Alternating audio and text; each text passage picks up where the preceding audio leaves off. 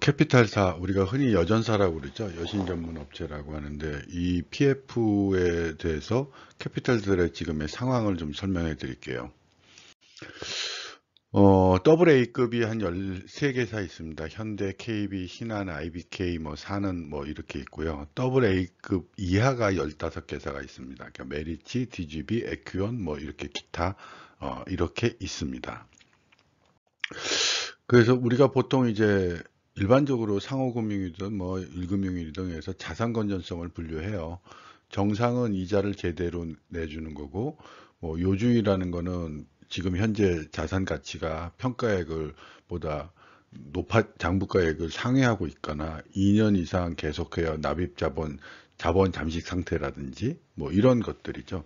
회수 의무는 이제 평가액이 3개월 이상 하회하고 있고 손실액이 발생할 가능성이 있다. 추정 손실은 6개월 이상 하회하고 있고 그냥 손실이 발생한다. 뭐 이런 겁니다. 그러니까 정상을 뺀 요주의 이하라는 거는 굉장히 내가 대출을 해주고 그 대출이 굉장히 부실화될 가능성이 있다라고 얘기하는 거죠. 그래서 지금 투자금융들의 요주의 이하 자산 규모, 그러니까 부실화될 가능성이 있는 것들이 급격히 늘어났다는 거예요. 그러니까 3,700억에서 작년에 9,654억으로 이렇게 늘어났다는 겁니다.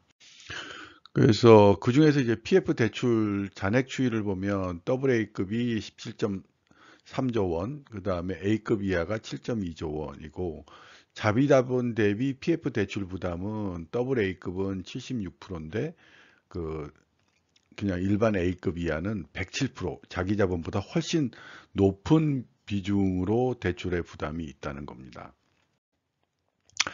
그래서 위험 가중 측정 영업자산별 비중 변화를 보면 지금 일반 기업 대출이나 PF 대출 뭐 이런 것들이 전부 PF와 관련돼 있다고 보면 이런 것들의 비중이 급격히 늘어났다는 거죠. 위험 가중 영업자산으로 해보면 더 많이 늘어났다는 겁니다.